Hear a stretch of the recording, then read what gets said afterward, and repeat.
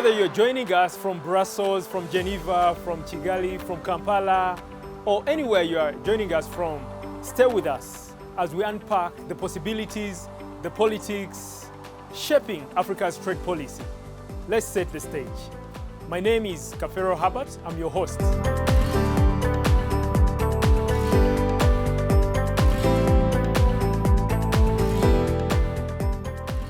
From the heart of Nairobi to the corridors of global diplomacy, welcome to the SEATINI Expert Podcast Series, where we dive deep into Africa's place in the global economy. Welcome, Mr. Edgar Odari. Thank you so much. Mr. Edgar Odari is the Executive Director of EcoNews Africa. So today we're going to be talking about the global trade dynamics. Comrade Edgar Odari is going to be making sense of that. There was scenarios analysis that was done by the World Economic Forum sometime in 2013. They were looking at the global metals and mining scenarios going up to 2030. And it's interesting, they came up with three scenarios. The first one was Green Trade Alliance, which was a situation where you see the EU trying to put its partners towards sustainability issues. That has happened. The second one was rebased globalism, where you don't have one power having hegemony over the other powers. Then the third one was resource security, where countries now resort to trying to having import substitution policies, as well as coups, as well as national outlook in terms of inward-looking policies to be able to address some of the challenges they're facing. And it's interesting because this has come to pass. The EU has come out with its sustainability directives. Absolutely. But then when you look at rebased globalism, China is there, Brazil is there, India is there. You know, all these countries are rising up. So Absolutely. You don't have the US having the hegemony. The Pax Americana pact where America dominated everything is slowly fading away. China has come to the fore, but China is not going to dominate everyone because you have Brazil, you have India. So all these countries are posturing for positions. And engagement has become very cumbersome because now all actors, even in Africa, have woken up and are able to engage proactively to be able to pursue their interests. Then on the third angle now, which is coming to happen, we talk about resource security. You're seeing countries in the Sahel, for example, Niger, Burkina Faso, now moving to now nationalize their minerals and say, you know what, we've been having an unfair deal with France. Let us move back and have control of our own resources. So I think resource nationalism, we are seeing the threat of coups coming all all these places, and they're also seeing other geopolitical actors like Russia taking space that have traditionally been occupied by countries like the US. So this is an interesting mix in the sense that all these things are in flux, and we need to ask ourselves, where is Africa's position? And I keep saying that we need to ask the most important question: what is the political economy of global value chains? So that, when you look at the global value, because, even this phone that you're holding, nothing is produced in one country. You have labor, you have raw materials, you have intellectual property that's spread within various countries. So the question you need to ask out of this is, number one, who are the players? Number two, what are their interests? Number three, what are the relationships that exist between them? Number four, what institutions have they formed to be able to push for these interests? And number five, what is their respective mobilizing capacity to be able to push for these interests? And it's an interesting question because now when you start looking at that, then you realize, the players, you have the EU, you have China, you have the US, then you have the African countries, on the other hand, Latin American countries. Then you ask yourself, what are their interests? The EU is looking for raw materials. They have always had raw material from Africa, and they're not about to change. They even did a whole strategy around raw materials. Critical raw material strategy. Yes. They did a whole critical raw material strategy to be able to find out how to access resources from Africa. Then they've done what they're calling now the new the infrastructure policy for the EU, which they're now talking about bringing it to Africa. So these are things they're doing. Then you look at America. America is coming to Africa and saying, let's build the Lobito corridor. So all these people have interests. But one thing we need to learn as Africans, there's no free lunch. all these interests are being pushed in this space because they want to get something from us. So the question is then, if everyone is looking inward in terms of they're trying to define their interests by, these are my interests and this is how I'm going to engage with other people, why can't Africa also become selfish and say, you know what, you guys have been making deals for us, let us now make deals for ourselves. And basically what we need to do is look at various key policy domains. Trade policy is important. Investment policy is important.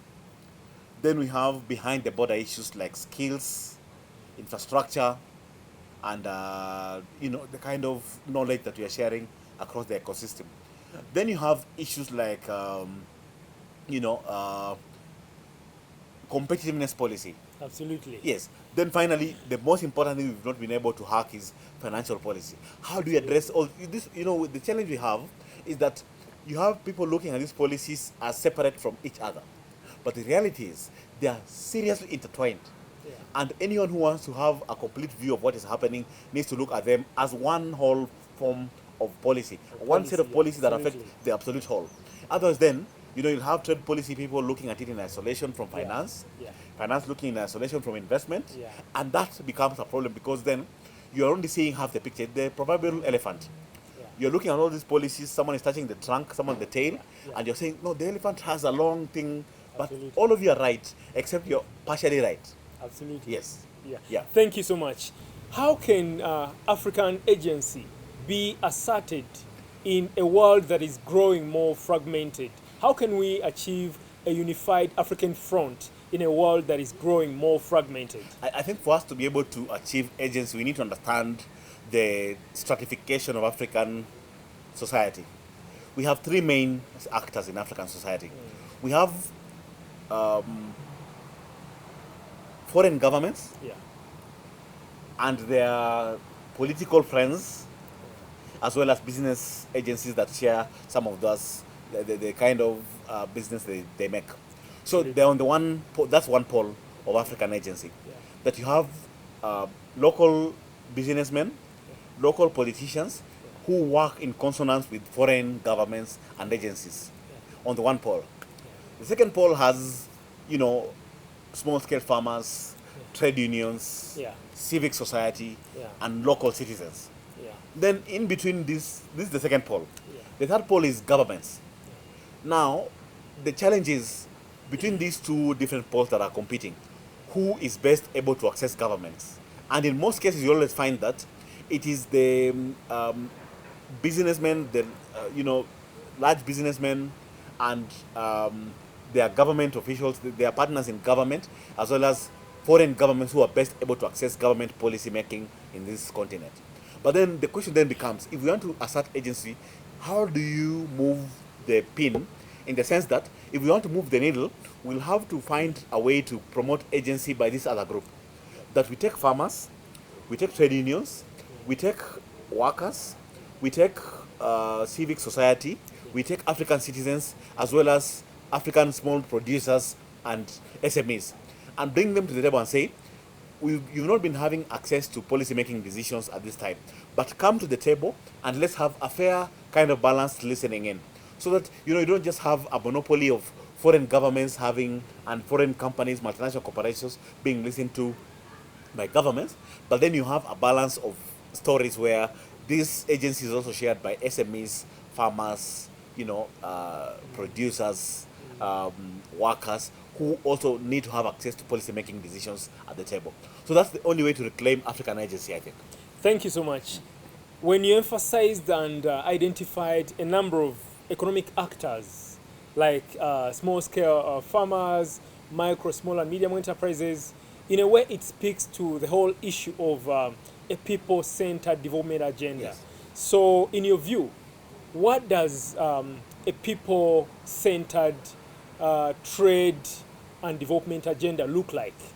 I think a trade and development agenda that is people-centered needs to look beyond, we've said the markets have failed us.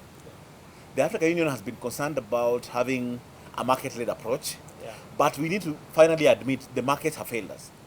The whole notion that you can have a state not intervene in the development space is a myth. So I think for me, a people-centered development agenda would be, number one, we have to put the state in charge of development. Forget about the story about, we need markets to intervene. Markets are driven by profit. Absolutely. Yes. So you cannot have a profit motive being able to cure some of the defects that are concerned in the market, because if the market itself is not able to cure itself, how can you be able to get the people who are driving the market to come and cure this disease? That's not possible. Absolutely. And I think Mwalimu Julius Nyerere said this, that it's madness to try to think you can be able to bring the private sector to come and solve the problems of the market. Absolutely. So for me, a people-centered development agenda will be, how do you bring the small agency that we've been talking about in terms of the African continent? How do you bring the small actors, the trade unions, the workers, the SMEs, the small-scale producers, and all those people? How do you bring them to the table and let them now share their issues and concerns with a developmental state? I think this has been discussed many times. We've not been able to conclude it. How do we talk about an African developmental state that is able to now drive its agenda across the continent? Yeah. You could pick the course. Yes. No, I won't pick. Yes. Thank you. Thank you so much.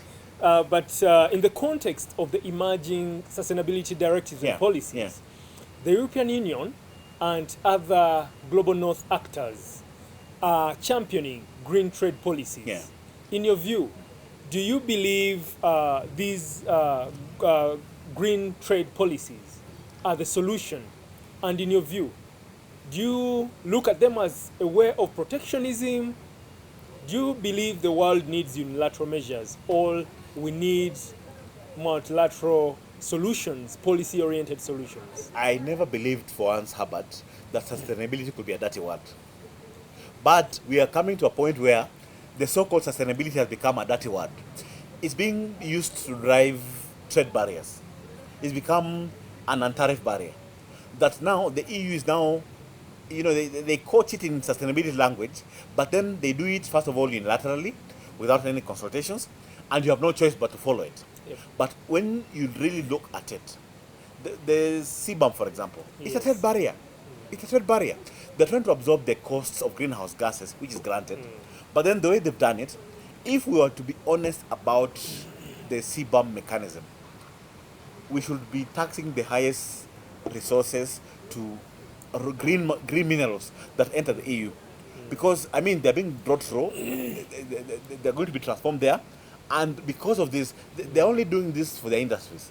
So when they want raw materials, they don't put a very high premium on it. They say, no, these are green materials, let them come in. When you have a finished product from the green material, they say, no, we have to do tariff escalation. It's hypocrisy. It's hypocrisy of the highest order. Because they look at it and tell you, so follow these rules, but then for them, even their companies have told them, they're not able to meet those standards. Yeah. Now in the EU, they're discussing about whittling down the sustainability directive on due diligence. Yes. So the CSDDD is now being looked at in terms of how do we reduce the burden to companies. So if those companies in the EU cannot be able to meet those cumbersome standards, on what basis do they believe we can be able to meet those standards here? It's a problem. There is an issue that you earlier talked about, the whole issue of reclaiming the role of governments, of the state in development. Yes. And now you've talked about the issue of using export taxes. Yes. But of course, export taxes cannot be used because agreements that we've signed, trade agreements, have already locked us into raw material, all primary export dependence. Yeah. So how can we reclaim the policy space as a starting point for governments to be fully functional, but also for us to use such agreements, or to even use export taxes to generate the much needed revenue, generate the much needed revenue to finance development and the quest for structural economic transformation? Okay, I think it's important to say that the commitments that we make, we seem to be having a two-foot approach in this kind of process. On the one hand, we make very serious commitments about growing African agency and growing African trade through the ACFTA. Granted, it's a very ambitious document, but those ambitions are not matched by the commitments we make to external actors. So you wake up and you say, for example, we want to use our own resources. We have the Africa Mining Vision, we have the Africa Green Minerals Strategy, then we have the Africa CFTA. Now, instead of now complementing these policies together, we wake up and say we are going to have export taxes removed.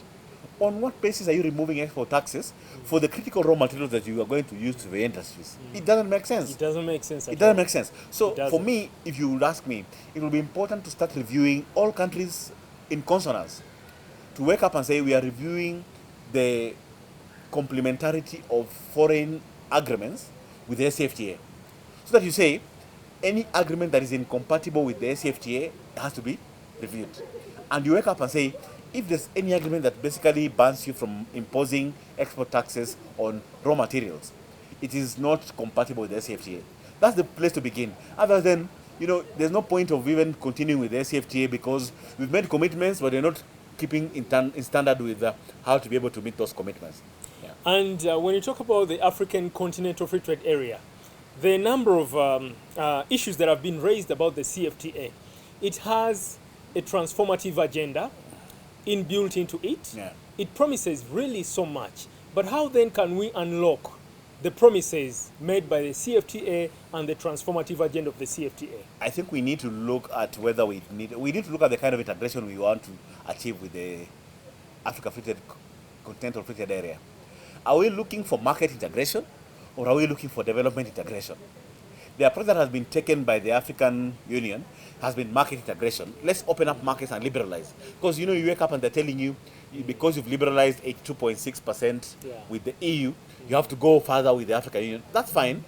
But what are you trading? So it needs to be accompanied, there's market integration, there's opening up of markets. Absolutely. But then you need to be accompanied by development of productive capacity, so that you have something to trade. Otherwise, then you're opening up a big market and you have nothing to trade within that market. Absolutely. That's the second thing. Yeah. The third thing is, do you have infrastructure to be able to trade within that market?